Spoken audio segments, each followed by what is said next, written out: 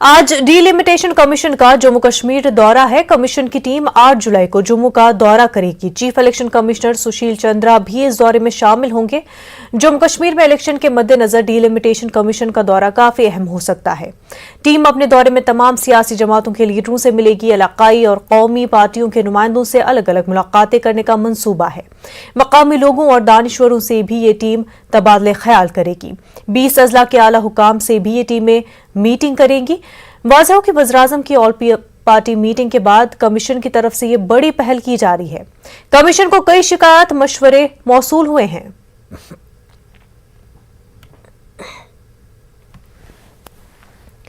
हमारे नुमाइंदे परवेज हमारे साथ बराह रास्त जुड़ चुके हैं। परवेज, डीलिमिटेशन कमीशन की मीटिंग होने जा रही है और दौरे पर आ रहे हैं जम्मू कश्मीर, और ऐसे में तमाम तर लोगों से मीटिंगों का शेड्यूल भी है।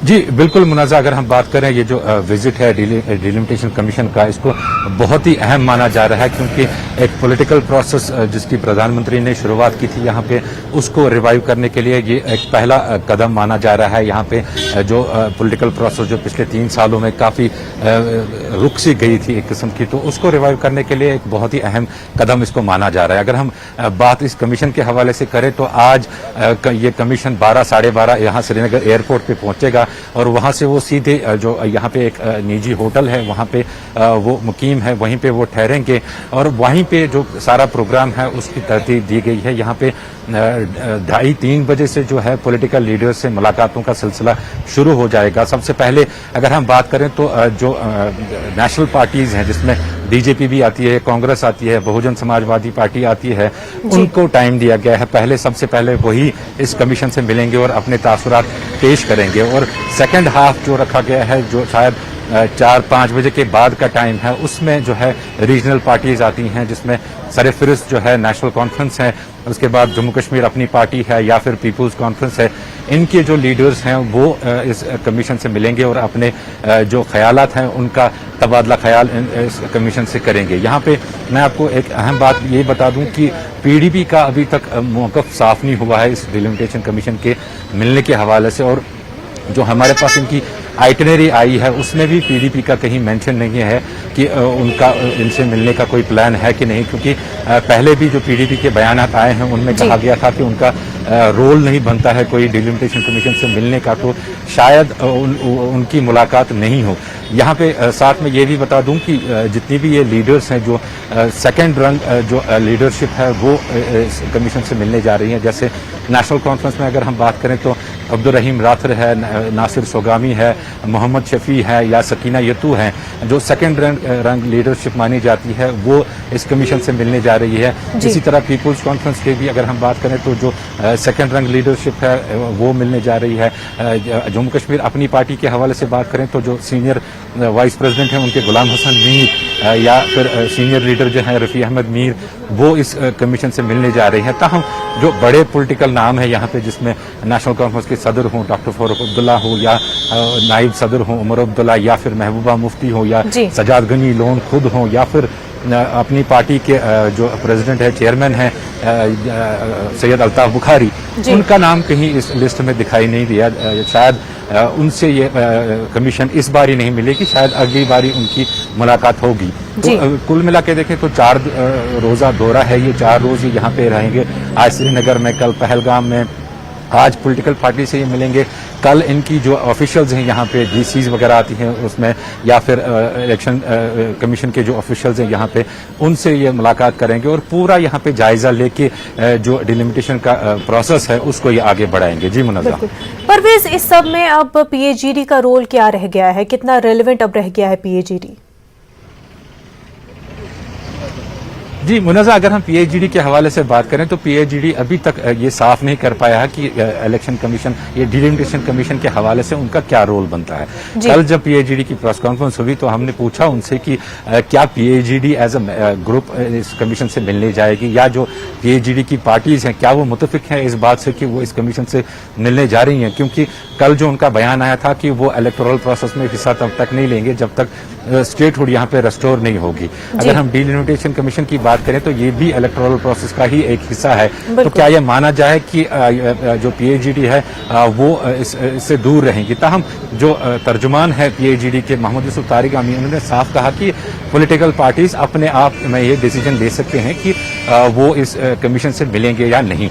इसका साफ मतलब ये है कि पीएचईडी का स्टैंड इस पर क्लियर है कि वो बजाते खुद जो पीएचईडी ग्रुप है उसके हवाले से इसमें कोई बयान नहीं देना चाहते हैं, इसको ज्यादा तूल नहीं देना चाहते हैं। लेकिन साथ ही साथ जो पीएचईडी की जो पार्टीज हैं वो जरूर इस ग्रुप से मिलेंगी। जैसा कि मैंने कहा कि तकरीबन सभी जो पॉलिटिकल पार्टीज हैं यहाँ पे वो सभी इस कमीशन से मिल रही हैं। बिल्कुल, परवेज, तो फिर एक ग्रुप होने का जो अलायंस है इसका होने का क्या मकसद रह जाता है कि आप एक ग्रुप के तौर पर एक डिसीजन लेते हैं बाद में, लेकिन कहते हैं कि इंडिविजुअली पार्टीज चाहे तो जो भी डिसीजन ले सकती है।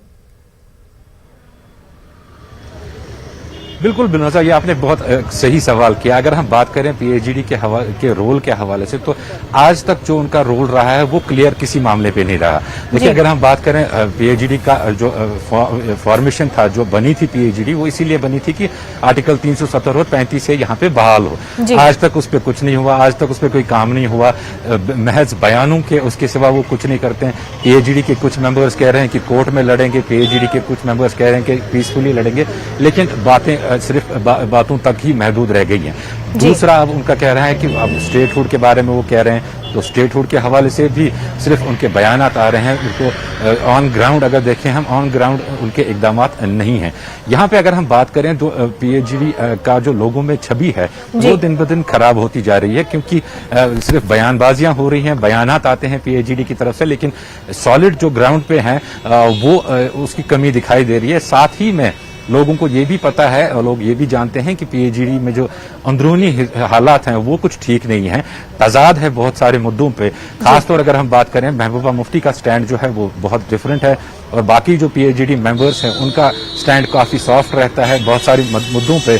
तो एक दरार सी है पीडीपी में पहले से ही। ये दरार जो है ऑल पार्टीज मीटिंग जो हुई है उसके बाद मजीद बढ़ गई है, जो कि माहिरीन है, जो कि उनसे जानने को मिल रहा है कि आगे चलने आने वाले दिनों में शायद जो पीएचईडी ग्रुप है वो इस तरह से न रहे जिस तरह से पहले टूट के सजाद लोन अलग हो गए थे या फिर इमरान रजा अंसारी अलग हो गए थे। शायद और भी टुकड़े इस पीएचईडी के हो सकते हैं आने वाले दिनों में। जी मुनज़्ज़म, बिल्कुल परवेज, बातें और दावे बहुत सारे किए जा रहे हैं, लेकिन इलेक्शन करीब आते ही सबकी राहें अलग हो रही हैं, सबके स्टैंड अलग हो रहे हैं और कहीं ना कहीं सब पॉलिटिकल पार्टियां इलेक्शन का ही इंतजार कर रही हैं। परवेज, बेहद शुक्रिया। आगे बढ़ते हैं। महाराष्ट्र असेंबली का पहला दिन इंतहाई हंगामा खेज और एक्शन से पुर था। आज इजलास का दूसरा और आखिरी दिन है। शोर शराबे और हंगामे के आसार हैं। स्पीकर भास्कर जाधव की तौहीन के इल्जाम में बीजेपी के 12 अरकान असेंबली को 1 साल के लिए मुअत्तल कर दिया गया। उन्हें मुंबई और नागपुर में इस साल होने वाले इजलास में शिरकत करने से रोक दिया गया है। उधर अरकान असेंबली की मुअत्तली के खिलाफ बीजेपी असेंबली से लेकर सड़कों तक एहतजाज कर रही है। अरकान असेंबली के खिलाफ की गई कार्रवाई को बीजेपी गलत बता रही है और नाराजगी जाहिर कर रही है। महाराष्ट्र विधानसभा सत्र का दूसरा दिन और दूसरे दिन भी हंगामा जारी है। विधानसभा की सीढ़ियों पे आप देख सकते हैं किस तरह से विरोधी पार्टी बीजेपी अपनी आक्रामक भूमिका पे नजर आ रही है।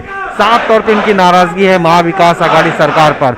जिस तरह से हमने देखा कि पहले दिन 12 विधायकों को निलंबित कर दिया गया।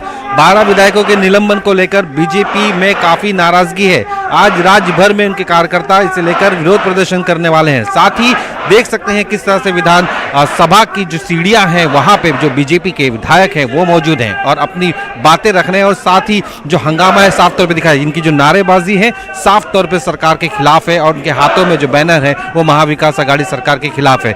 उनका साफ तौर पे ये कहना है कि जो 12 विधायकों को निलंबन किया गया है वो जायज नहीं है, सही तरीके से नहीं किया गया है, लोकतंत्र का गला घोटा गया है। इस तरह की जो बयानबाजी साफ तौर पे दिखाई दे रही है। एक तरफ अपनी रुख पे अड़े हुए हैं कि किसी भी तरह से कानूनी पर्याय निकालने की कोशिश में भी जुड़े हैं। अभी कुछ ही देर बाद बीजेपी के नेताओं की बैठक होगी। इस बैठक में किस तरह से निर्णय लिया जाएगा उस पर भी चर्चा की जाएगी। तो वहीं पे दूसरी तरफ सरकार इस पूरे मामले में बैकफुट पर आने पर नजर नहीं आ रही है। अपने जो उन्होंने फैसला किया है उस फैसले पर कायम है और किसी भी तरह की रियायत देने के लिए वो सहमत नहीं है। और यही वजह है कि विधानसभा के दूसरे दिन जब आखिरी दिन है, कई अहम मुद्दे हैं, कई बड़े बिल हैं जिस पे कामकाज की जा सकती है, उन सभी मुद्दों पर चर्चा हो सकती है, लेकिन अब भी आंदोलन साफ तौर पे देखने को मिल सकता है। और यही हंगामा अगर चलता रहा तो हो सकता है कि दूसरे दिन भी जो कामकाज है वो पूरी तरह से ना हो पाए। ये हंगामे की भेंट दूसरे दिन भी हो सकती है। और साफ तौर पे देख सकते हैं बीजेपी के सारे नेता मौजूद हैं यहाँ पे, साफ तौर पे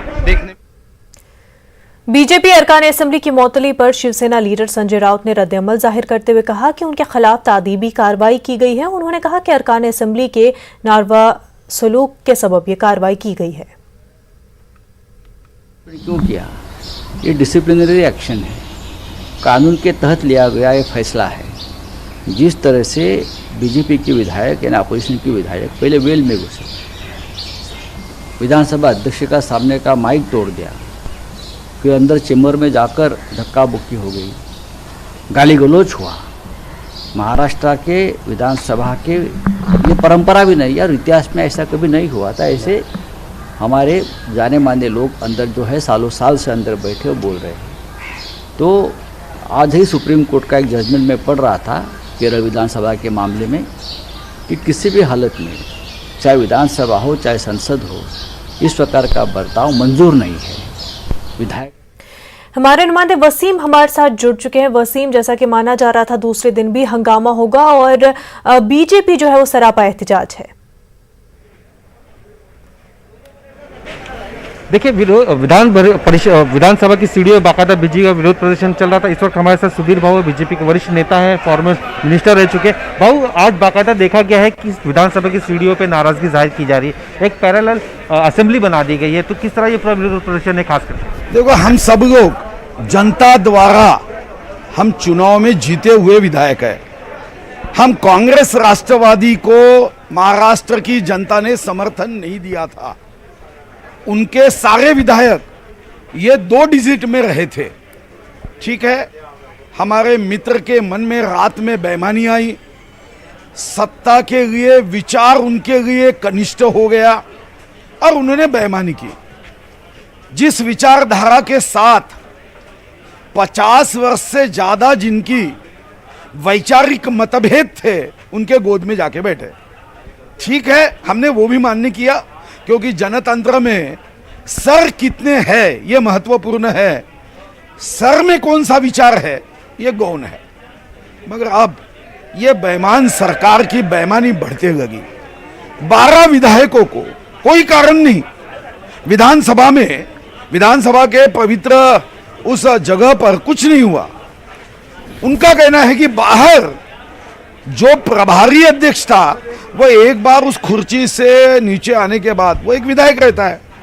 अब बाहर विधायक और विधायक में कुछ होता है तो विधानसभा में 12 सदस्यों को निलंबन करना ये जनतांत्रिक दृष्टिकोण से सबसे बड़ा महापाप है। कोई भी हिटलर, हुकुमशाह ऐसा पाप नहीं कर सकते, मगर ये पाप ये सरकार ने किया। अब इसका निषेध कैसे करेंगे?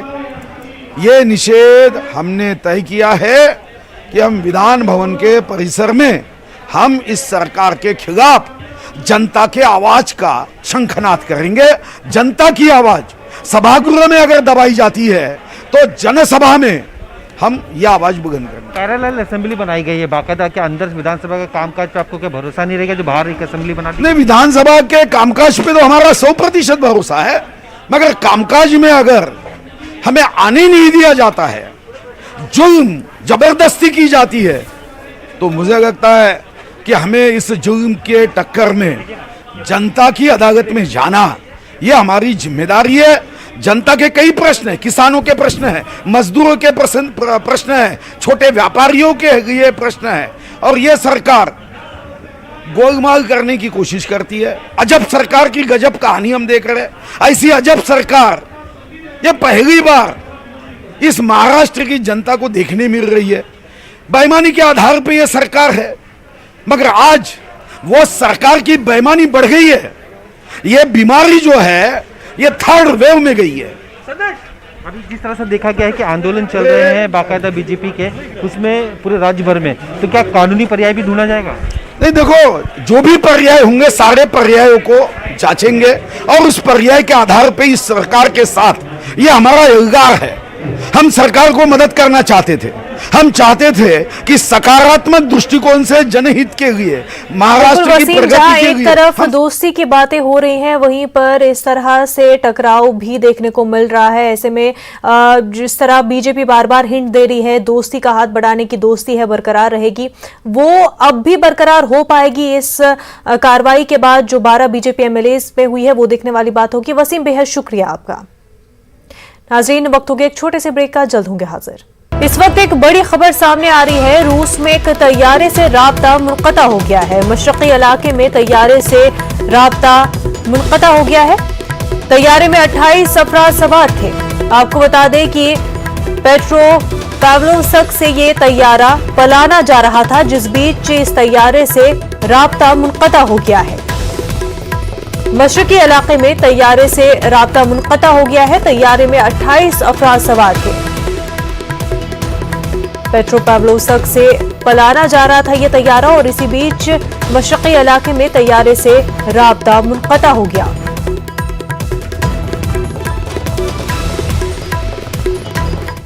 आगे बढ़ते, पंजाब कांग्रेस की दाखिली कशमकश का हल तलाश करने के लिए मरकजी क़यादत कोशा है। मुलाकातों का सिलसिला भी जारी है। इसी कड़ी में आज वज़ीर-ए-आला कैप्टन अमरिंदर सिंह सोनिया गांधी से मुलाकात कर सकते हैं। माना जा रहा है कि इस मीटिंग में नवजोत सिंह सिद्धू के रोल पर कोई अहम फैसला हो सकता है। ज़राए के मुताबिक पैनल की रिपोर्ट की बुनियाद पर सोनिया गांधी पंजाब इकाई के तंजीमी ढांचे में तब्दीली के लिए मशवरे भी दे सकती हैं। गुज़िश्ता दिनों नवजोत सिंह सिद्धू, प्रियंका और राहुल गांधी से मुलाकात कर चुके हैं। मरकजी काबीना की तौसी से पहले पीएम मोदी की रिहाइशगाह पर होने वाली मीटिंग रद्द हो गई है। इस मीटिंग में वज़ीर दाखिला अमित शाह, जेपी नड्डा, निर्मला सीतारमण, धर्मेंद्र प्रधान, पीयूष गोयल, नरेंद्र सिंह तोमर और प्रहलाद जोशी शामिल होने वाले थे। 2 हफ्ते पहले ही तमाम वुज़रा से मुतल्लिक़ वजारत के कामकाज के जायजे के बाद रिपोर्ट मांगी गई थी। इससे पहले पीएम मोदी ने 20 जून को अपने वुज़रा के साथ मीटिंग की थी। बताया जा रहा है कि मोदी काबीना की इसी हफ्ते तौसी हो सकती है और मरकजी हुकूमत के कई वुज़रा के महकमे भी बदल सकते हैं। लक्षद्वीप का दौरा करने के लिए एलडीएफ अरकान पार्लिमान की दाखिली की दरख्वास्त मुस्तरद कर दी गई है। ई करीम बनोई, एएम आरिफ समेत करीब 10 अरकान पार्लिमान ने लक्षद्वीप में दाखिले की इजाजत मांगी थी। ख्याल है कि इससे कबल कांग्रेस के अरकान पार्लिमान की ऐसी ही दरख्वास्त लक्षद्वीप इंतजामिया की जानिब से रद्द की जा चुकी है। दरख्वास्त रद्द करते हुए इंतजामिया ने कहा था कि मुजव्वज़ा दौरा बेचैनी का सबब बन सकता है। केरल से हमारे नुमाइंदे मनु भारत हमारे साथ जुड़ चुके हैं। आपसे ये जानना चाहेंगे कि दौरा किस वजह से जो है रद्द किया गया है एलडीएफ अरकान पार्लिमान का? हाँ, जो एप्लीकेशन 2 एप्लीकेशन सबमिट किया है, जो वामपंथी दल का मेंबर्स ऑफ पार्लियामेंट, जो पार्लियामेंट सदस्य ने दोनों एप्लीकेशन को रिजेक्ट किया है। जो लक्षद्वीप का एडिशनल डिस्ट्रिक्ट मजिस्ट्रेट और उधर का कलेक्टर अस्कर अली ने अपनी ऑर्डर में बता चुका है कि लक्षद्वीप में अगर एमपीज, वामपंथी दल का एमपीज आएगा, उधर लॉ एंड ऑर्डर प्रॉब्लम्स हो जाएगा, इसलिए उसको रोकने के लिए ऑर्डर दिया है। और इन्होंने भी जो एप्लीकेशन के रिप्लाई में ये भी बता चुका है कि जो एप्लीकेशन फीस नहीं रेमिट किया है और चालान जो फीस रेमिट करके उसका चालान वगैरह नहीं रेमिट किया है। और उसके बाद अगर हम लक्षद्वीप जाने के लिए हमें जाना है तो उधर का 2 स्पॉन्सर्स का अंडरटेकिंग चाहिए।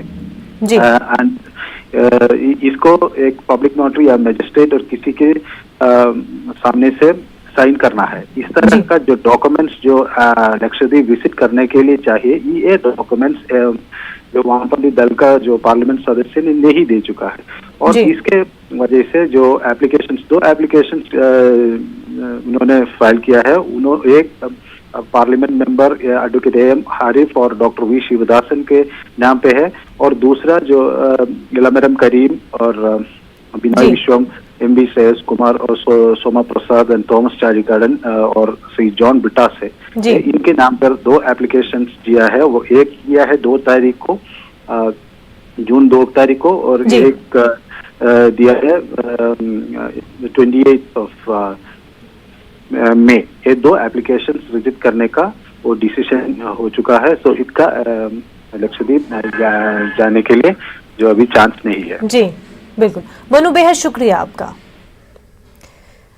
आगे बढ़ते हैं। मुल्क में आज कोरोना के 111 दिनों में सबसे कम नए मामले सामने आए हैं। वजारत सेहत की जानिब से जारी करदा आदाद-ओ-शुमार के मुताबिक 34,703 नए मामलों की तस्दीक हुई है, जबकि इसी अरसे में 553 अमवात हुई है, जो कि अब तक की सबसे कम तादाद है।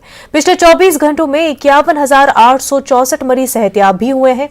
मुल्क में कोरोना के 4,64,357 एक्टिव मामले हैं। वहीं मुल्क में जारी टीकाकारी की बात करें तो अब तक कोरोना के खिलाफ 35 करोड़ 75 लाख से ज्यादा लोगों को वैक्सीन दी जा चुकी है।